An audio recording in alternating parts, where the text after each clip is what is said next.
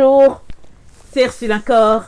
On est le 17 décembre 2020. Alors, je viens sur la trompette une seconde fois aujourd'hui. Et je viens proclamer le retour de notre Seigneur Jésus-Christ. Amen, soyez bénis. Alors là, je viens continuer sur la vidéo que j'ai commencé le matin, à savoir comment prendre le contrôle de sa vie. Amen. Alors, on a dû se séparer sur le fait que le souffle de Dieu est en nous. Amen. Dieu a soufflé, alors il nous a donné de sa lumière. Alors, on peut soit le laisser comme ça, ne jamais apporter un changement. Alors, on devient un homme charnel. Et un homme charnel, il équivaut à l'animal dans le sens que s'ils n'ont pas Jésus en eux, ils mourront l'un et l'autre, ils seront enterrés et puis c'est fini. Voilà. Alors que l'homme spirituel, amen, c'est l'homme qui a renouvelé, qui a son intelligence renouvelée. Et cette personne-là est connectée à Dieu. Et une fois qu'elle n'est plus dans son corps physique, son corps matériel, cette personne-là peut se retrouver dans la présence de Dieu. Elle est vivante pour toujours. Amen. Alors là, j'aimerais continuer en apportant un texte, le texte que j'ai préparé depuis. Amen. Pour cela, j'aimerais ça qu'on regarde Éphésiens. Amen. Éphésiens 4, le verset 17 à 30. Ça nous parle des deux types de personnes. Il est important pour toi et moi que nous puissions savoir exactement à quoi réfère l'homme naturel et puis à quoi réfère l'homme spirituel.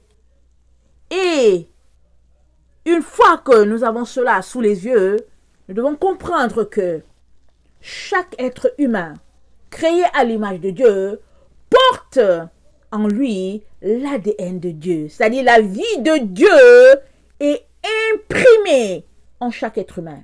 Il y en a qui décident de l'annuler complètement par leur comportement. C'est pourquoi Jésus-Christ nous a dit, ou bien Dieu le Père nous a dit, de fuir les ténèbres.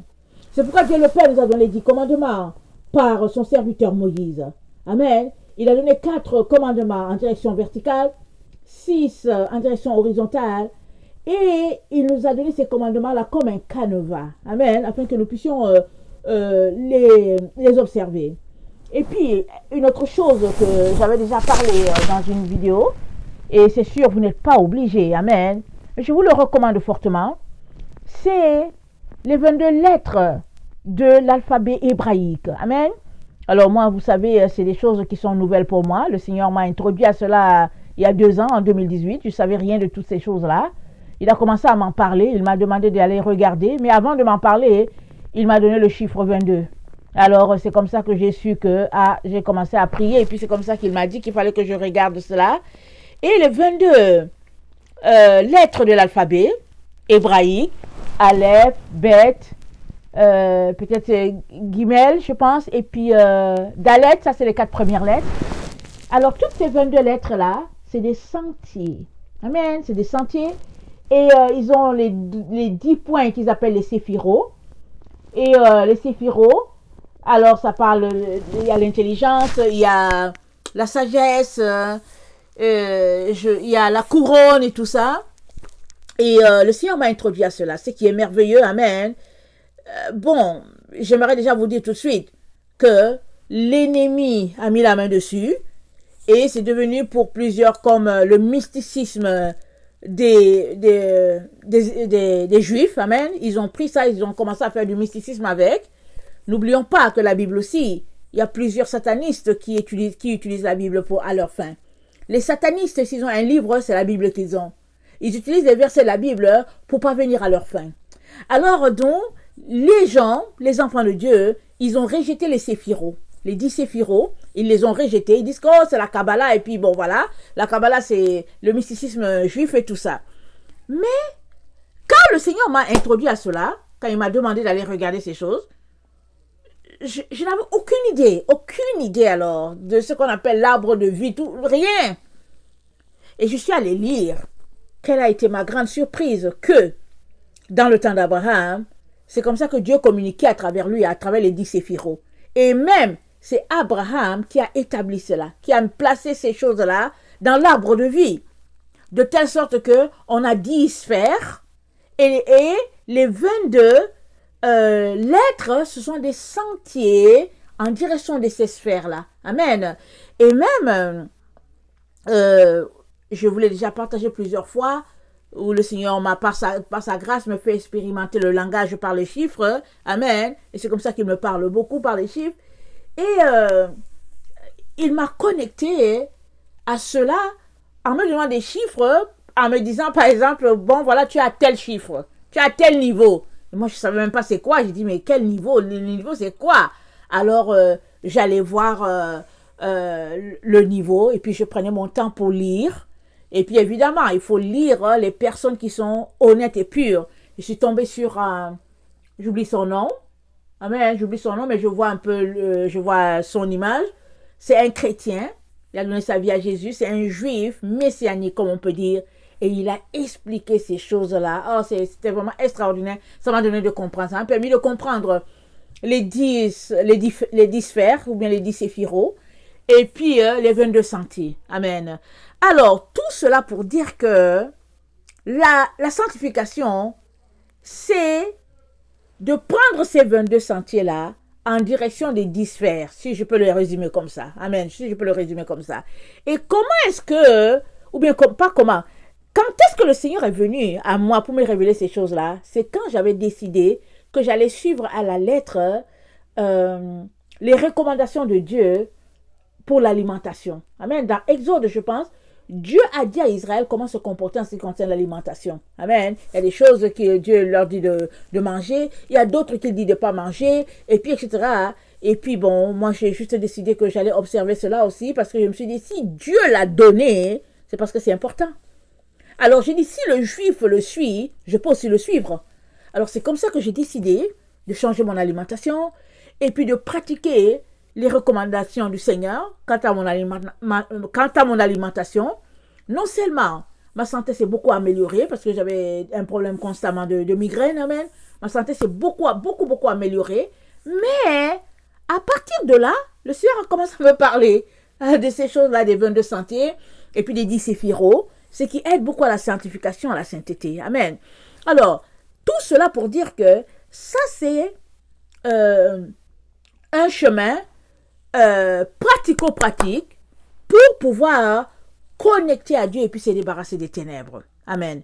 Et Paul nous en parle très bien dans Éphésiens. C'est vrai qu'il ne mentionne pas les séphiros parce que Paul, c'est l'apôtre des païens. Amen. C'est lui qui a converti les païens parce que les juifs, les pierres, ils étaient un peu limités dans leur compréhension. Ils se disaient que Jésus était juste venu pour les juifs et puis ils étaient limités. Et puis ça se comprend aussi parce que souvent avec les études, ça ouvre l'esprit. Amen. Donc, c'est-à-dire, c'est pas tant mauvais étudier. Mais si les études que tu as ne sont pas touchées, c'est-à-dire que si tes études, ou bien les études que tu as, les diplômes ne sont pas sanctifiés, purifiés par Jésus, tu vas prendre ton intellect, amen, pour analyser Dieu. Alors que Dieu, c'est avec le cœur qu'on lui parle.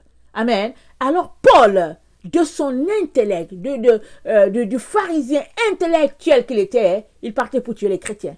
Amen. Rappelez-vous, il a mis son vêtement là, en tout cas, quand les gens tuaient Étienne, il était témoin. C'est au pied de Paul qu'on déposait les vêtements. Amen. Alors, quand Jésus l'a touché, je pense que Paul a mis peut-être 2 ou 3 ans avant d'ouvrir la bouche.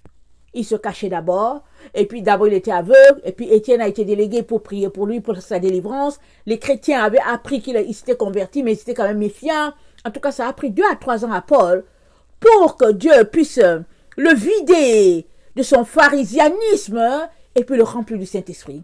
Et une fois que tu es rempli du Saint-Esprit, c'est 2 voies, c'est différent. Tu vois très bien un chrétien qui est rempli du Saint-Esprit et tu vois l'autre qui est charnel. Tu le vois tout de suite. C'est pas compliqué.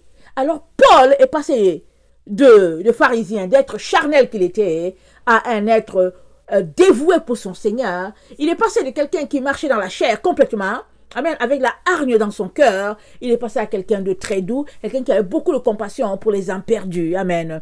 Alors, donc, il nous parle dans Éphésiens 4. Il nous dit comment se comporter en tant qu'enfant de Dieu pour prendre le contrôle de sa vie. Amen. Éphésiens 4, le verset, attendez, je lis, le verset 17 à 30. Ok. Donc, voici donc ce que je dis. C'est Paul qui parle. Éphésiens 4, 17.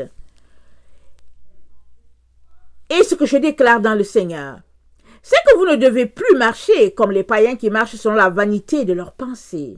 Les païens, ils marchent selon des pensées vaines.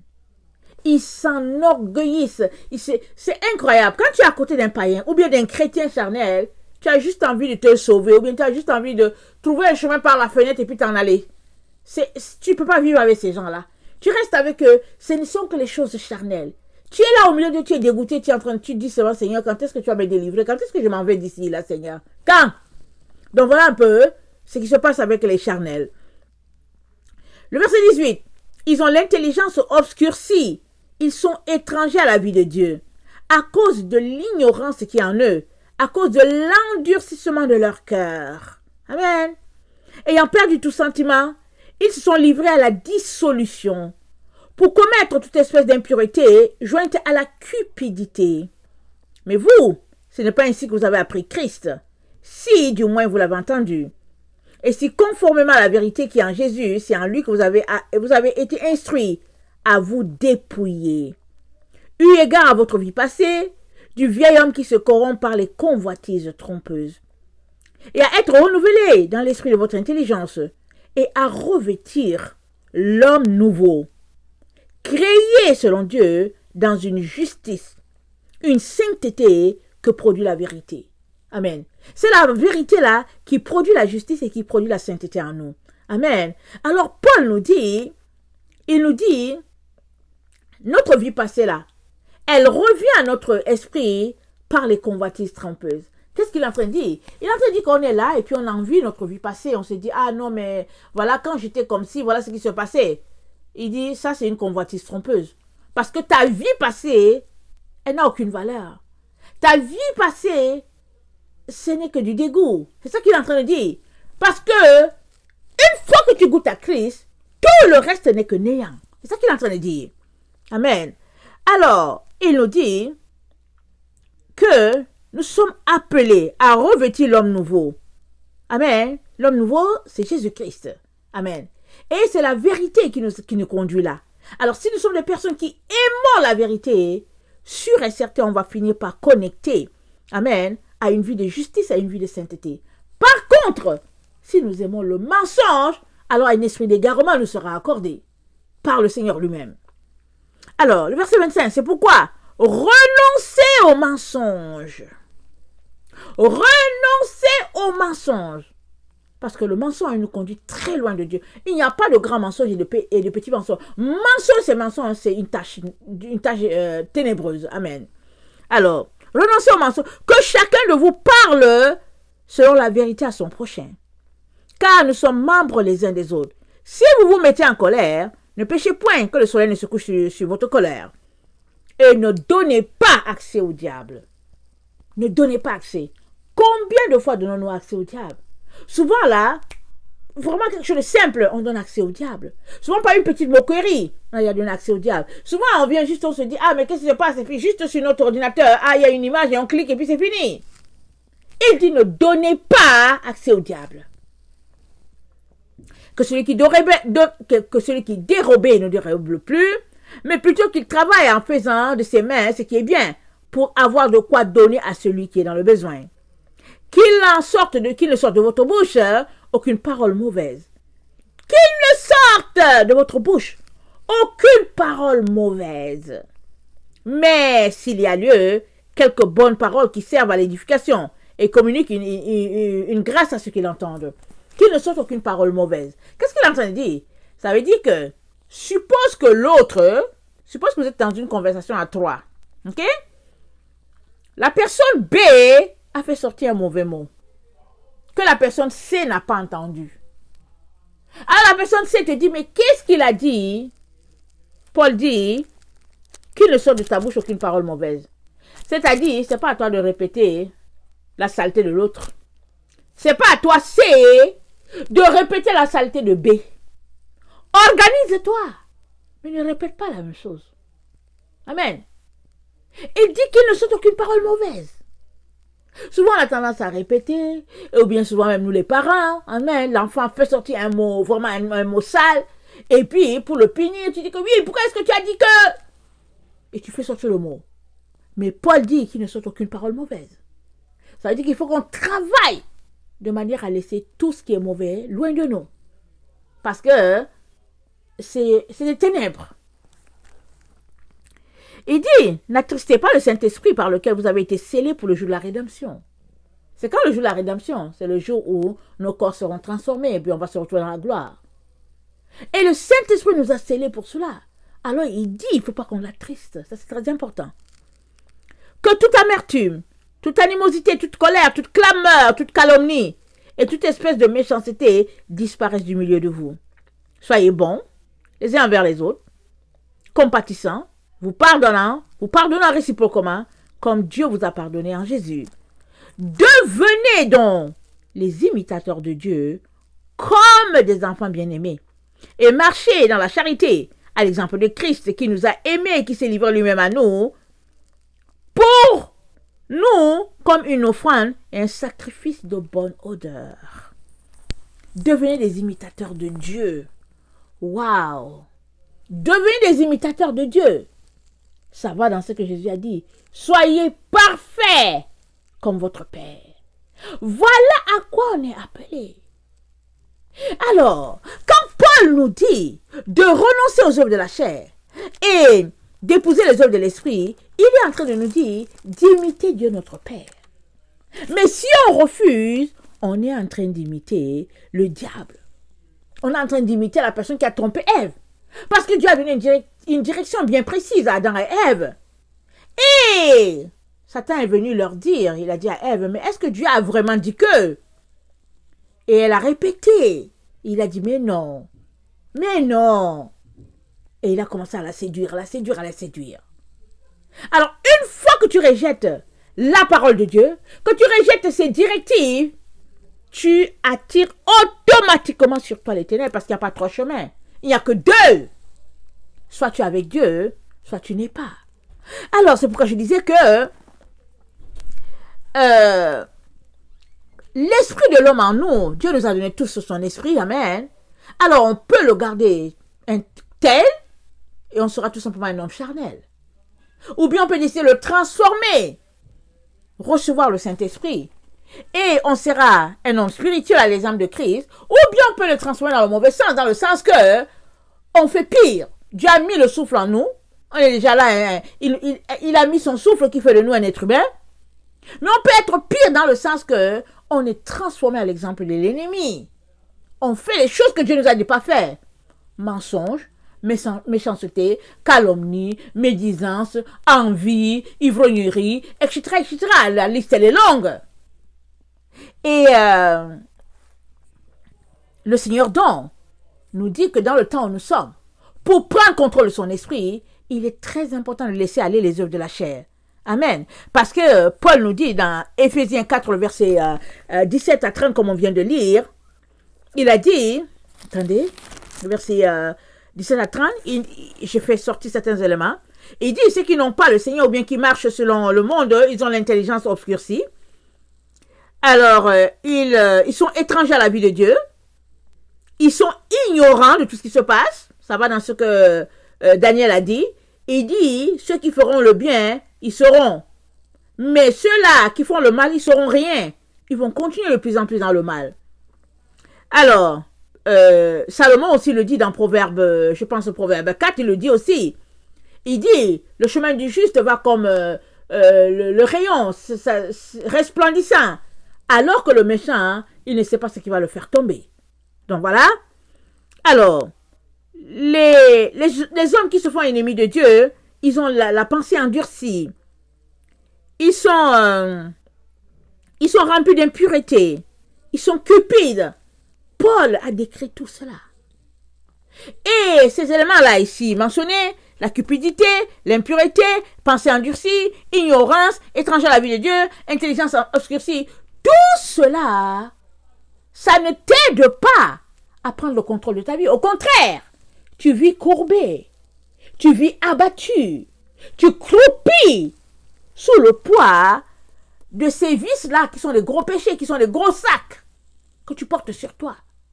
Alors que si tu décides de te dépouiller de ton vieil homme, tu vas revêtir l'homme nouveau. Et ce n'est autre que Jésus-Christ qui vit en toi. Amen.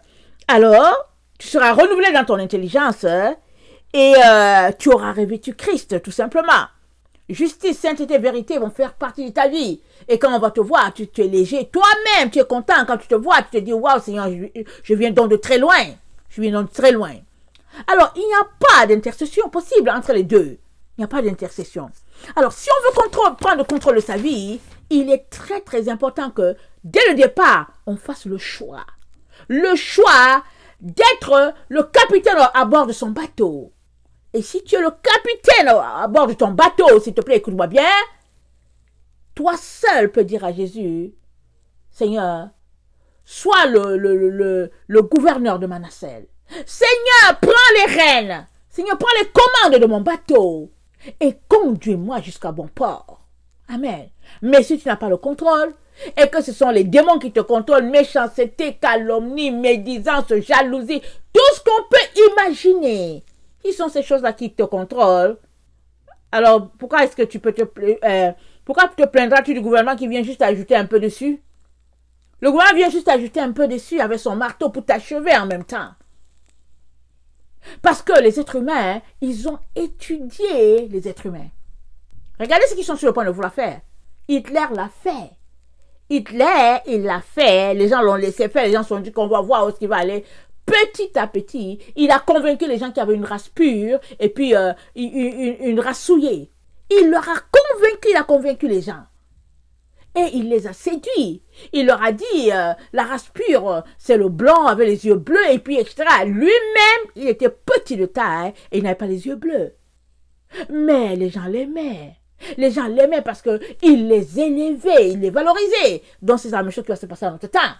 Il y a un groupe qui sera valorisé. Ceux-là qui accepteront d'être des ordinateurs ambulants. On va les traiter, on va leur dire que c'est bien, le gouvernement vous met au parfum, alors non seulement on leur a donné de l'argent, on va leur donner des coupons, on va vanter leur époque, comment ils sont les êtres de millénium, et puis on va vanter, ils vont vanter.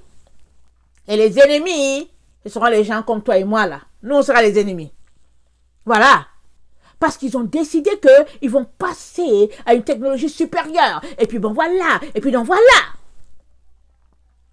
Et ainsi, les choses vont aller. Amen. Mais, comprenons ceci. On a lu le matin, je ne vais pas vous renvoyer à la vidéo du matin, on a dit que ceux qui sont confiés à l'Éternel, ils sont comme la montagne de Sion, ils ne chancellent point. Ils sont affermis pour toujours. Les montagnes entourent Jérusalem, comme l'Éternel entoure son peuple dès maintenant à jamais. Je pense que c'est le psaume 125, si j'ai bonne mémoire. Si tu te confies à l'Éternel, tu seras comme la montagne de Sion. Et la montagne de Sion, c'est la montagne où l'Éternel demeure. La Bible dit, qui montera à la montagne de l'Éternel? Celui-là qui a le cœur pur. Alors, le simple fait de te tenir devant qui que ce soit pour dire, je ne ternis pas la gloire de Dieu en moi, tout cela, c'est vraiment un exemple de pureté. Oui, parce que ça ne sera pas facile. Pour le moment, vous avez l'impression que bon, voilà, tout est tranquille. Et puis de quoi elle parle? Au plus, si ce n'est que le masque, c'est pas grave. Si ce n'est que d'aller s'aligner, c'est pas grave. Mais vous serez surpris de voir ce qui va se passer. Vous serez surpris. Parce que les choses ne vont pas se tenir comme ça. Le gouvernement ne va pas juste dire, bon, ok, on ne va pas... On les empêchera d'aller acheter parce qu'ils n'ont pas fait le vaccin. Il ne va pas se limiter là. Ils vont prendre d'autres mesures plus sévères afin de faire plier le plus grand nombre. Mais si tu prends ton temps, là où nous sommes là, à avoir le contrôle de ta vie, mais tu vas réfléchir toi-même. Tu vas te rendre compte que ça ne vaut pas la peine. Ça ne vaut pas la peine. Tu vas choisir. Et le meilleur choix, c'est ça de leur dire, vous pouvez faire de moi ce que vous voulez, mais vous ne touchez pas à mon corps. Ne touchez pas à mon corps. Je ne veux aucune de votre injection. Je ne veux rien. Je ne veux rien. Laissez-moi tranquille, je ne veux rien. Alors, si Jésus est ton trésor, amen, tu ne peux que te dépouiller du vieil homme. Pour aller chercher ce trésor-là, Alors, il y a la parabole qui a dit, le royaume des cieux est comme une femme qui a trouvé, un marchand qui a trouvé une perle précieuse et il l'a pris, il allait encore la cacher. Tu t'arrêtes, tu te dis, mais pourquoi la parabole est comme ça? Pourquoi il cache la perle? Parce que quand tu dois montrer aux gens, tu dis, j'ai trouvé. Mais non. Un marchand, il cherchait des perles. Il a trouvé la plus précieuse de toutes les perles. Il allait tout vendre pour garder cette perle-là. Il l'a cachée. Pourquoi l'a-t-il cachée? Pour prendre le temps d'aimer, d'admirer le joyau, pour prendre le temps. Alors, si c'est nous qui sommes les marchands et que nous allons trouver la perle qui est Jésus, alors on va cacher Jésus encore. Parce que tu caches Jésus, tu bâtis une relation avec lui dans l'intimité, dans la profondeur. Et puis quand on te cherche, on ne trouve pas. Qu'est-ce que Dieu dit dans Isaïe? Il dit que mon peuple entre encore dans ta maison, cache-toi quelque temps encore. Parce que pendant que la perle est cachée à quelque part, c'est la prière. C'est comment on appelle? C'est le renoncement à soi. C'est la repentance. C'est la séparation avec les amis. Alors, c'est les pleurs pour dire, Seigneur, c'est pas possible que je croyais ça alors que la vérité est là, la vérité est ici. On cache. Une fois qu'on a fini de tout admirer, alors, la perle même te dira, maintenant il est temps que tu parles de moi aux autres. Maintenant, dis aux autres que tu m'as découvert. Si on parle du fait que la perle, c'est notre Seigneur. Mais si on parle aussi du fait que la perle, c'est nous, parce que le marchand, c'est Jésus, alors, Jésus-Christ, quand il met la main sur une personne et qu'il trouve la perle des perles, évidemment qu'il cache cette perle. Il cache, la personne demeure dans l'oubli total. Comme Jésus. Jésus était la perle des perles au milieu de nous. Mais les gens l'ont qualifié de tout et de rien. Et de tout. Ils ont caché sur lui, ils l'ont frappé, ils l'ont traité de tout ce qu'on peut imaginer. Oh, Jésus était Dieu au milieu de nous. Alors, il est très important que nous comprenions que le temps dans lequel nous sommes, c'est le temps où la mariée est en train de repasser sa robe. Elle est en train d'ajouter les petites perles là-dessus, parce qu'elle a déjà sa robe. Elle est en train d'enlever la poussière. Ça, c'est très important. Parce que si tu ne fais pas cela, tu risques de te retrouver vraiment à laisser les autres arracher ta couronne. Alors quand ils arrachent, quand Satan vient arracher, il n'arrache pas un peu. Il arrache tout. Il te dépouille. Et le Seigneur nous interpelle tous, chacun pour sa part, à prendre le contrôle de sa vie. Amen. Alors ce n'est que comme ça que nous pouvons posséder notre vie en ce temps où nous nous trouvons. Parce que l'occasion nous est offerte par l'Éternel, si nous pouvons le dire comme ça, de dire non à ces scientifiques-là. L'occasion nous est offerte à tout un chacun. Malheureusement, il y a certains enfants qui subiront le choix de leurs parents. Parce qu'il y a des parents qui vont dire oui, prenons le vaccin. Surtout ceux-là qui viennent s'asseoir pour dire oui, je suis une personne à risque. Je dis mais attends, avant que le Covid n'arrive là, tu vivais, subitement tu dis que tu es une personne à risque. Mais comment ça a commencé? Où? Qui t'a dit que tu es une personne à risque? C'est qui t'a raconté un tel mensonge? Moi, il n'y a personne qui peut venir me dire que oui, tu es comme si. Mais non. C'est pas aux autres de me dire que je suis une personne à risque. Non. Toi-même, tu peux savoir que c'est pas aux autres de te dire comment tu devrais te comporter. Ou n'oublie pas qu'une pensée, c'est une graine. La pensée, c'est une graine. Et le sol dans lequel tu le plantes, c'est ta conscience. Alors, si tu acceptes une pensée mauvaise et que tu la laisses germer en toi, elle va produire un arbre sûr et certain. Et les fruits ne seront pas bons. Mais si la graine est bonne et que tu la sèmes dans ta conscience, cet arbre-là va grandir, il va produire des fruits extraordinaires. Mais si aussi tu prends une pensée telle qu'elle est, de bien ou bien d'extraordinaire qu'elle est, la pensée divine, et que tu la bafoues, tu la piétines, alors c'est tant pis pour toi. Parce que cette pensée pouvait t'aider. Elle pouvait t'aider. Mais c'est fini. Tu l'as jetée. Alors, il est très important qu'on puisse réaliser que tout a une conséquence. Tout a une conséquence. Et s'il y a une belle chose que le Seigneur nous a donnée, un cadeau extraordinaire qu'il a donné à tout être humain, c'est le libre arbitre. La volonté qu'il nous a donnée. Le pouvoir de dire oui et non, pas notre propre volonté. Et cette volonté-là, nous sommes appelés à l'exercer dans les jours qui arriveront. Tous appelés à l'exercer. À prendre le vaccin. Le gouvernement le présente comme quelque chose d'extraordinaire. Et puis nous disons qu'il a commandé le lot pour tout le monde et même des lots en plus. Il parle pour lui. Mais toi, que dis-tu de toi-même? Alors si c'est lui qui contrôle ta vie, mais oui que tu iras faire ce qu'il te dit. Tu fais partie de ces gens-là qui disent que oui, le gouvernement, c'est pas ton père, c'est pas ta mère. Le gouvernement, c'est une institution, c'est une boîte. On ne sait même pas qui est la personne qui est dedans. Dieu, c'est lui ton père. C'est lui qui t'a créé. Tu as été créé à son image. On aime tellement la facilité. On n'aime pas souffrir. Alors si tu n'aimes pas souffrir, comment tu as fait pour donner ta vie à Jésus?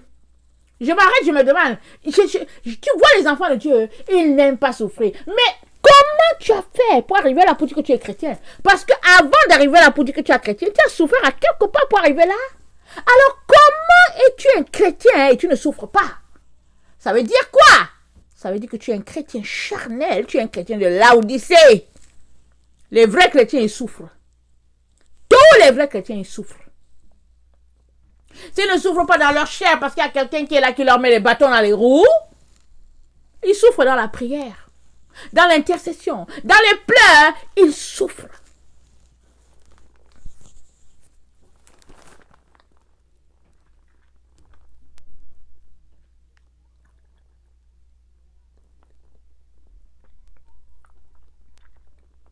Il est très important, hein, en plus de ce qu'on a vu tout à l'heure, d'éviter la calomnie, la médisance, toutes ces choses-là.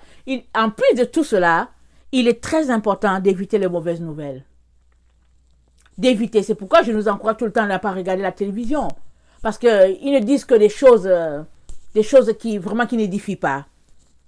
Il est important de laisser aller, d'éviter les choses vaines. Il est important de s'assurer que quand tu es avec quelqu'un, il te donne des paroles ou bien il te dit des choses qui peuvent t'édifier. Si ce n'est que de la perte de temps, ne perds pas ton temps. Ne perds pas ton temps, ne leur donne pas ton huile. Garde ton huile. Ne perds pas ton énergie avec des personnes qui ne veulent pas aller quelque part, qui passent leur temps à jouer la comédie. Ne perds pas ton temps avec eux. Et je nous conseille de revenir souvent et souvent sur notre trésor. Qui est notre trésor? Alors, si tu reviens constamment sur le fait que Jésus c'est ton trésor, tout de suite, là, en l'espace de 30 secondes, tu sauras si tu es en train de marcher selon lui ou pas. Mais si tu as donné ta vie une fois à Jésus en disant qu'il est ton trésor et puis tu as vécu 2 mois, 3 mois avant de t'arrêter encore pour penser à lui, ça ne va pas. Ça ne marche pas. Ton engagement à le suivre, ça ne marche pas. Alors, chaque fois que tu te rappelles le but ultime pour lequel tu es sur la terre, c'est-à-dire Jésus ton trésor, tu ne peux pas continuer à suivre notre chemin. Tu es obligé de t'arrêter et te rappeler que tu as donné ta vie à Jésus. Et parce que tu es une personne droite d'esprit, c'est normal que tu sois fidèle à ton engagement. C'est une question de fidélité. C'est ça. Mais si tu as appris tout simplement à profiter, si tu as appris juste une vie de facilité, dès que viendra la petite épreuve, tu vas fuir. Or, Jésus permet les épreuves, non seulement pour nous fortifier, mais aussi pour que nous puissions vraiment savoir si nous voulons vraiment le suivre ou pas. Parce que Jésus, il a souffert tout le temps. Il a souffert jusqu'au bout. Il est allé jusqu'à la croix. Il a été humilié. Ils l'ont cloué tout nu. Lui qui n'a point péché. Voilà comment il a été cloué. C'est vraiment... Ça donne la chair de poule. Quand on pense à des choses comme ça. Quand on pense que les êtres humains peuvent se comporter comme ça. Mais ça va encore arriver. Ça va encore arriver. Écoute-moi bien. Ça va arriver en tout temps. Ils vont mettre à mort plusieurs personnes. Parce que ces personnes ont dit, non, On ne veut pas vous donner le contrôle de notre vie. On va dire, ok, vous avez voulu, voilà comment le monde est devenu.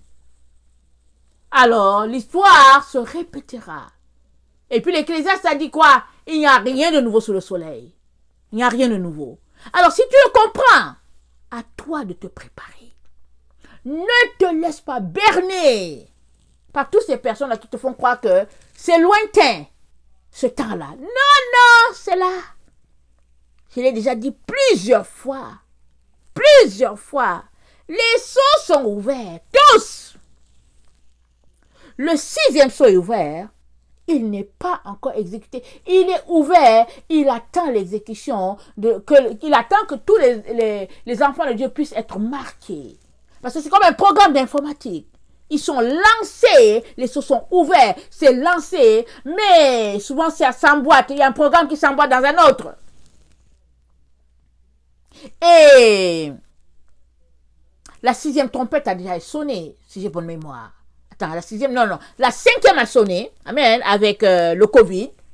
Et puis, on sait que le premier malheur est passé.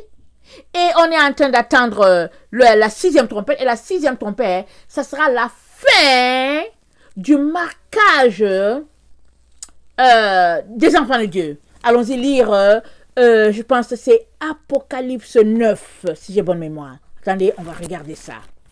Apocalypse 9, le verset 13, voilà. Le 6e ange sonna la trompette, voilà, la 6e trompette n'a pas encore sonné.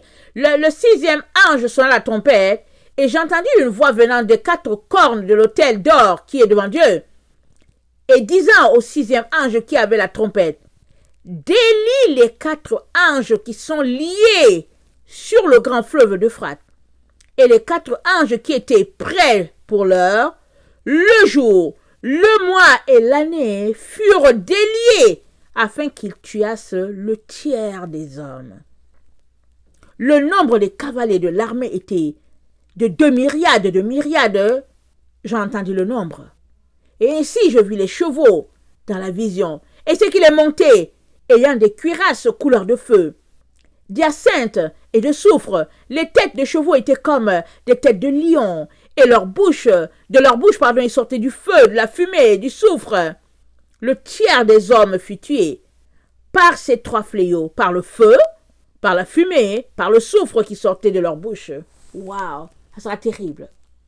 Ça sera terrible. La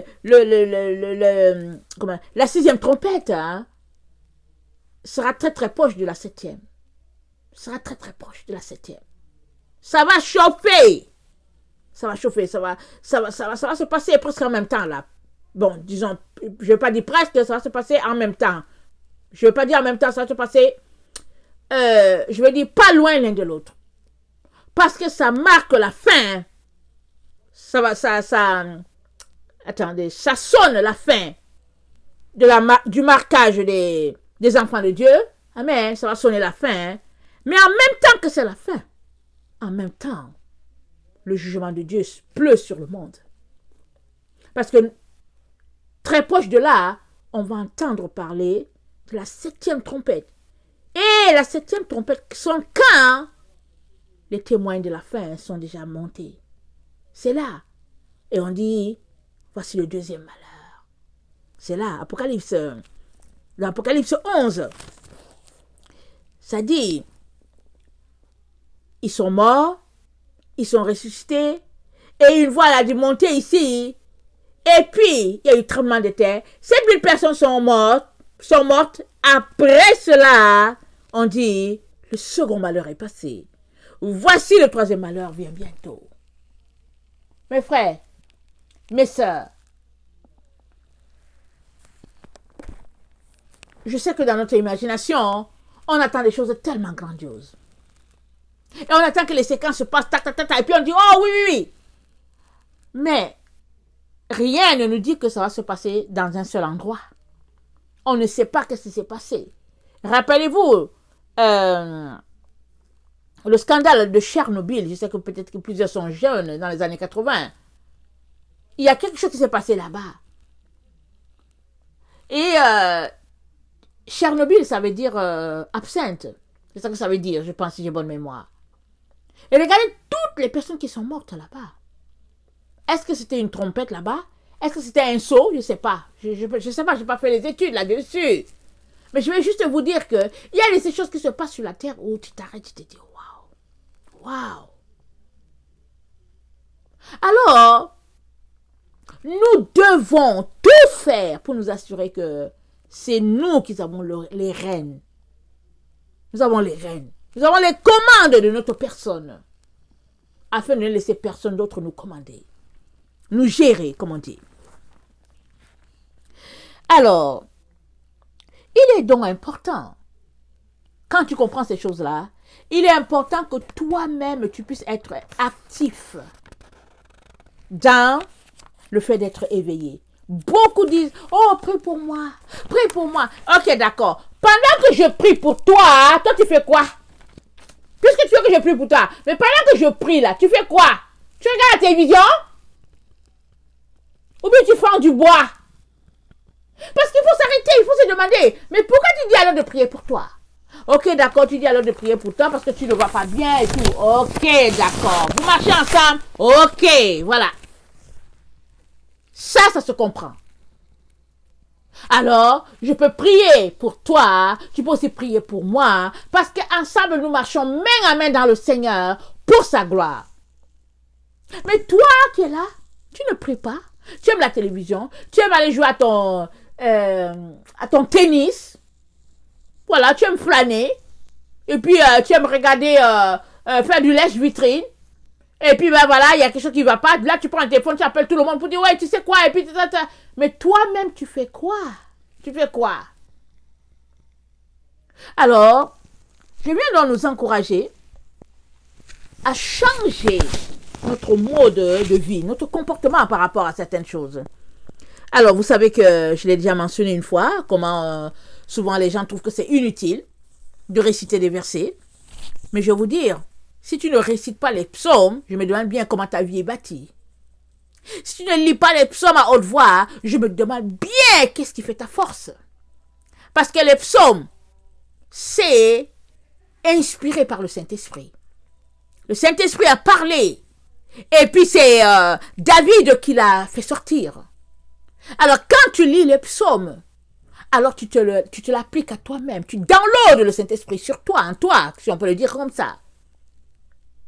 Et ça prend du temps. Ça prend du temps.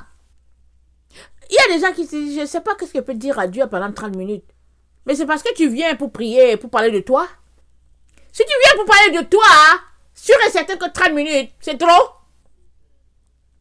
Mais si tu viens pour parler à Dieu de lui, et lui raconter comment tu l'aimes, et que tu viens prier pour les gens, je te dis 3 heures ne va pas te suffire. Ça ne te suffit pas. Ça ne te suffit pas.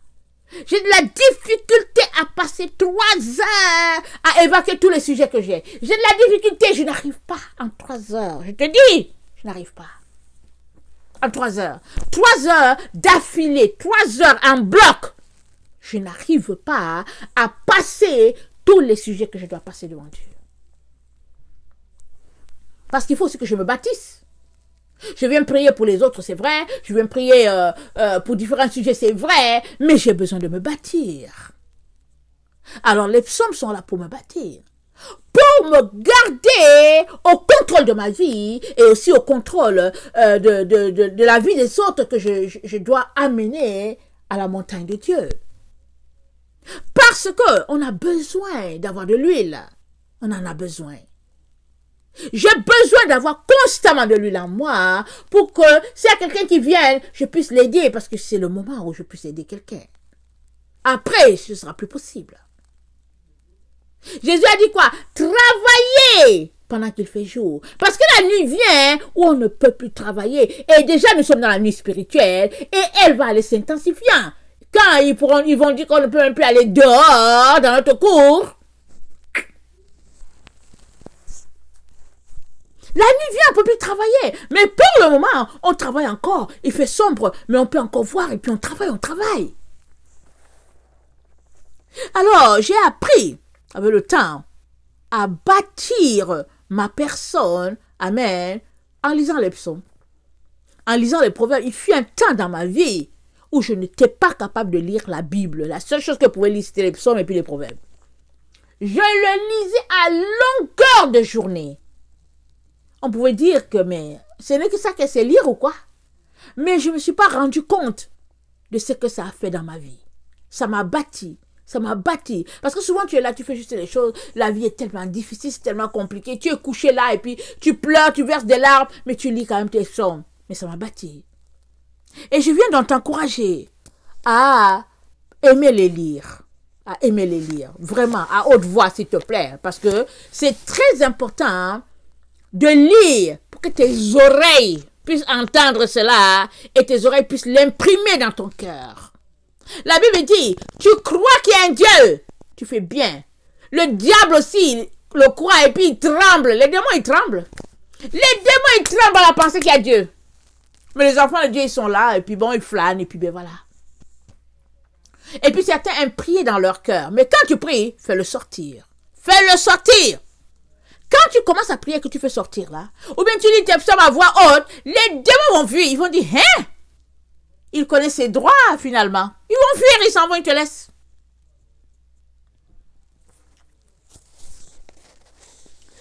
Et en plus de lire les psaumes, il est important que tu aies, comment dire ça? Que tu aies des confessions pour toi-même. Amen. Par exemple, les chrétiens, ils aiment beaucoup dire, celui qui est en moi est plus fort que celui qui est dehors. Ça, c'est très bon. Ils disent ça. Celui qui est en moi est plus fort que celui qui est dehors. Ça, c'est très bon. Mais il faut que tu le fasses de façon constante. Que tu le fasses souvent. Et ça va te donner un esprit élevé. Amen. Alors, je vais vous donner des exemples de confessions que j'ai l'habitude de faire. En plus de lire mes psaumes, de lire mes proverbes, en plus de préparer mes leçons. Je vais vous donner des choses des confessions que je fais, que j'ai pris l'habitude de faire. Surtout par le passé. Amen. Quand je n'étais pas en ligne, quand je ne savais pas à quoi ma vie où ma vie me conduirait, quand j'étais vraiment perdue, désespérée, j'étais là, dans ma maison, avec mes enfants, j'étais là, et je faisais mes confessions. Je faisais les confessions, je priais, je lisais mes psaumes, et tout. Et Dieu m'a bâti. Et petit à petit, le temps que je me rende compte, je me suis rendu compte, j'ai pu réaliser que oui, la parole de Dieu, elle est vraie. Elle est vraie, amen. Elle ne sort jamais sans, à la fin, accomplir ce pourquoi elle a été envoyée. Alors, si Dieu a envoyé sa parole pour qu'elle aille s'exécuter, mais il faut bien que tu la répètes. Si tu la répètes pas, elle va s'exécuter comment? Dieu l'a déjà fait sortir. Il l'a fait sortir peut-être qu'il y a 4000 ans, peut-être qu'il y a 5000 ans. Et puis peut-être que cette parole-là, elle est juste lettre morte pour toi. Tu la lis avec tes yeux, tu ne fais même pas sortir un son de ta bouche. Comment vas-tu prendre le contrôle de ta vie? Il est important que tu te fixes des objectifs et puis que tu aies un canevas, vraiment, que tu aies un cahier et puis que tu mettes dessus, sur ce cahier-là, où tu aimerais arriver. Il est important que tu pointes ton point A et que tu traces sur ton cahier l'endroit où tu vas arriver avec ton point B. Ça, c'est très important. Alors, j'ai fait beaucoup ces confessions-là pendant des années. Amen, comme je l'ai dit, et je vous donne des exemples. Par exemple, tous les jours, je le faisais. Là, maintenant, je le fais moins ici, avec ce que j'ai écrit. Mais je lis toujours mes psaumes et puis mes proverbes. J'en ai que je ne peux pas passer, comme le psaume 103, le psaume 23, le psaume 91, le psaume 51. Ça, c'est des exemples que je ne peux pas passer. Et puis, si je n'ai pas lu un dedans, hein, parce que peut-être il y a eu un problème qui a fait que je n'ai pas pu, je m'organise pour le lire avant de me coucher. Parce que tous ceux-là qui ont une routine bien déterminée arrivent à l'endroit où Dieu veut qu'ils arrivent. Mais les autres qui n'ont pas de routine, ils sont perdus, ils ne savent pas.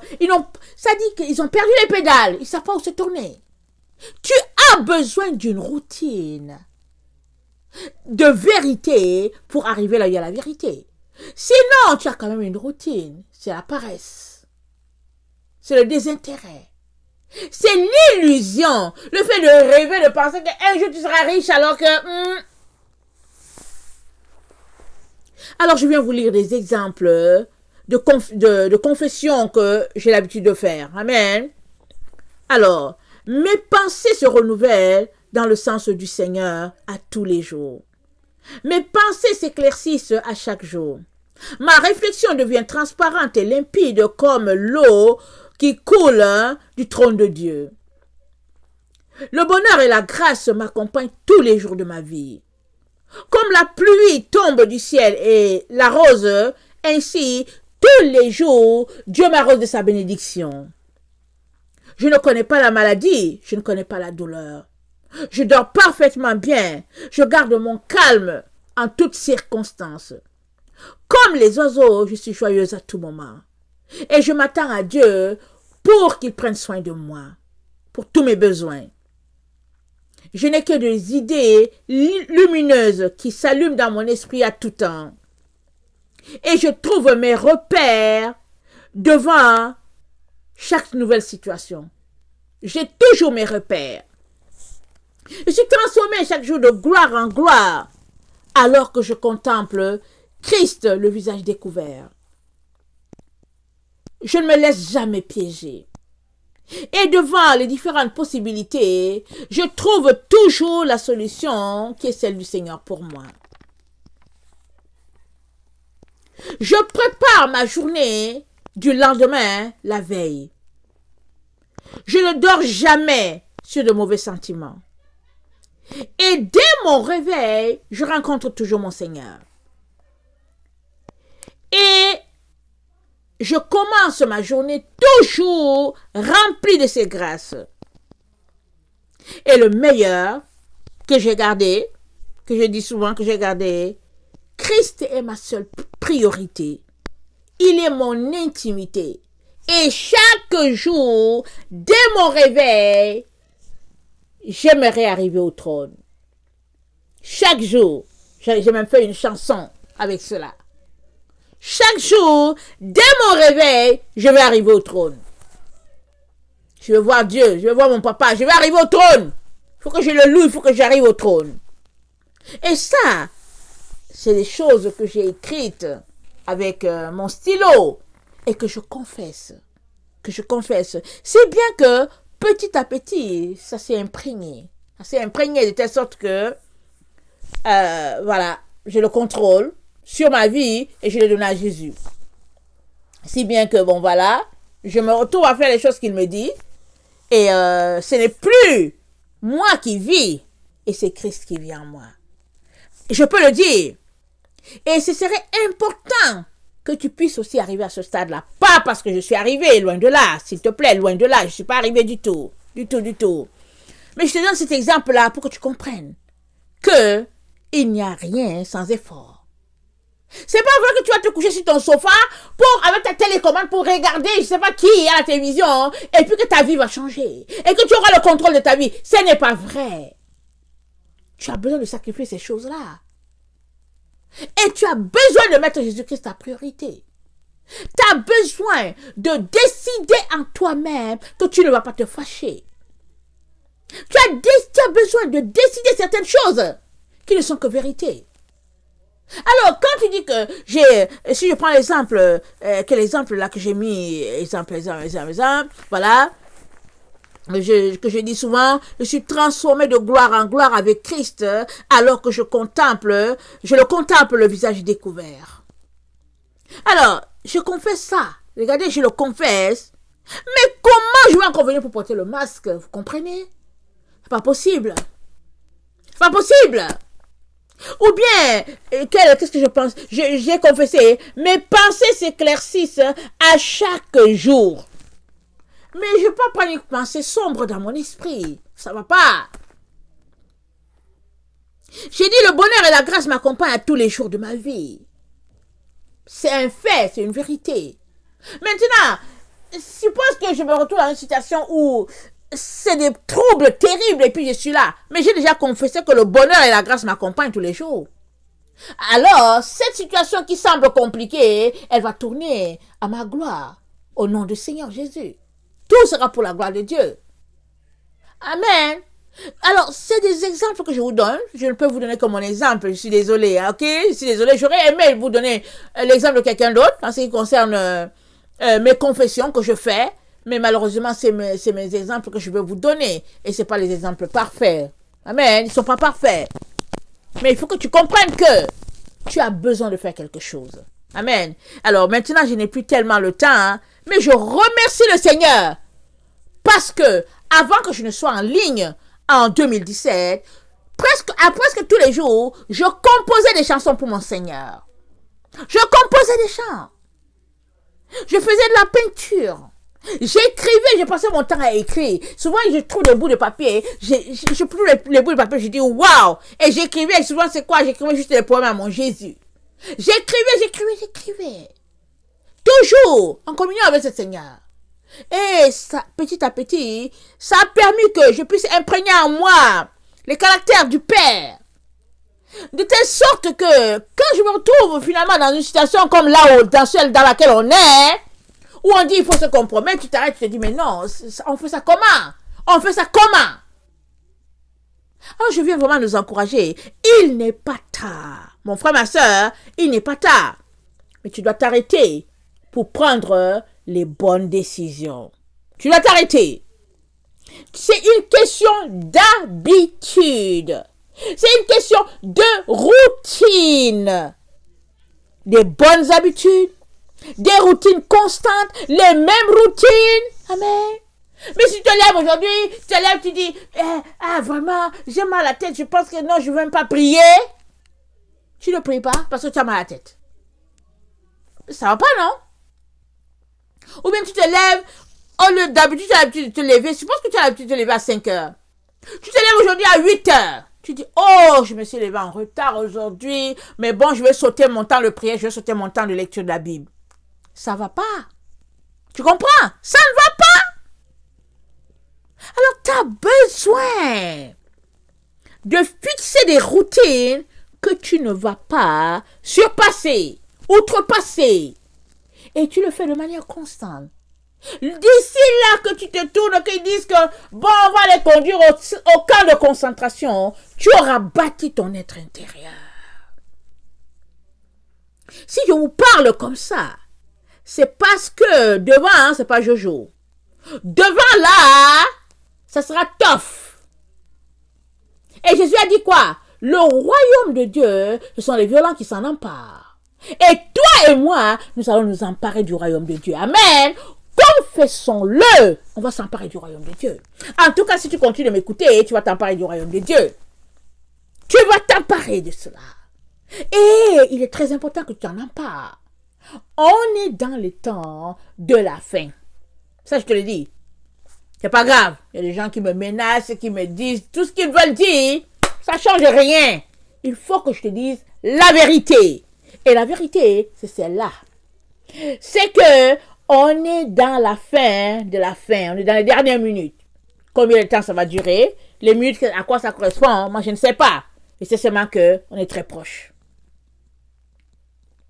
Et on sait qu'il y a un groupe qui quittera la terre selon que c'est décrit dans Apocalypse 6, le verset 11. Je te conseille d'aller lire Apocalypse 6, le verset 11. Il y en a qui quitteront cette terre après plusieurs souffrances, parce qu'on les tuera à cause du nom de Jésus. Mais va à l'abattoir, pas la personne qui passe son temps devant la télévision, à jouer au Monopoly, ou bien à jouer aux jeux vidéo, pas cette personne-là. Mais va à l'abattoir, la personne qui a déjà pris conscience que c'est ça qui va lui arriver, et elle est assise, elle bâtit son être intérieur à tous les jours, une telle personne demandant au Seigneur, ou bien disant au Seigneur, Seigneur, aide-moi à porter ma croix, à aller jusqu'au bout. Toi et moi avons besoin de cela. Jésus, l'exemple ultime, les apôtres, l'exemple pour nous, parce qu'ils étaient des humains comme toi et moi, et aujourd'hui, au XXIe siècle, alors qu'on parle d'une société évoluée, d'un monde évolué, il y en a qui ont décidé de faire les autres leur proie. Alors tu peux l'être. Si tu acceptes de mettre sur toi leurs histoires, leurs fameuses inventions, mais tu peux aussi refuser. Que le Seigneur bénisse sa parole, qu'il nous donne vraiment de garder les yeux fixés sur lui, de ne pas nous décourager, mais de continuer d'espérer en sa bonté, en toutes choses. Il nous aidera.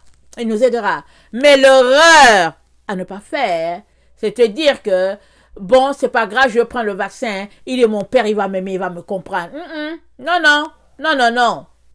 Il dit, Apocalypse 3, le verset 10, je te garderai. Il dit, parce que tu as gardé la parole de la persévérance, je te garderai aussi à l'heure de la tentation qui va venir sur tous les habitants de la terre afin de les éprouver. Retiens, ou bien garde ta couronne afin que personne ne te la vole. Amen. On est vraiment, je ne le cite pas exactement, mais en gros, c'est ça la pensée. Je viens nous encourager. Ne nous décourageons pas. Mais faisons tout pour être ceux-là qui avons le contrôle de notre personne. Et parce qu'on a le contrôle de notre personne, on peut dire au gouvernement, je te le donne ou je ne te le donne pas. Et puis, alléluia, on ne va pas donner le contrôle de notre personne au gouvernement. Non, non, non, non, non, non. Le gouvernement, ce n'est pas ton Dieu. Non, non, non, non, non, non, non. Enlève ça de ta tête. L'Éternel des armées célestes, Jéhovah, Jireh, Adonai, lui là, le créateur de tout l'univers, lui, c'est lui qui est ton Dieu. C'est lui qui a le contrôle de ta vie. C'est lui. Donne-lui le contrôle. Donne-lui. Il te dira quoi faire. Si tu vas te cacher sous ton lit et puis personne ne te verra, il te dira, cache-toi sous le lit, personne ne va te voir. Si tu dois rester dans ta maison, tu restes là. Quand ils vont venir, ils ne vont pas voir de maison. C'est lui qui te dira. Si tu te dis aussi, laisse, c'est que c'est ça. Parce qu'il a dit quoi? Celui qui va périr par l'épée, périra par l'épée. Celui qui ira en captivité, ira en captivité. Alors c'est ça, chacun sa part. Alors il est très important que malgré ce qu'ils ont résolu de faire, il est très important qu'on reste les yeux fixés sur le trône. Amen. Je vous aime beaucoup. Dieu, davantage. Maranatha, Jésus revient. Prenez le contrôle de votre vie, s'il vous plaît. Prenez-la et confiez votre vie à Jésus. Vous arriverez à bon port. Soyez bénis. Amen. Amen.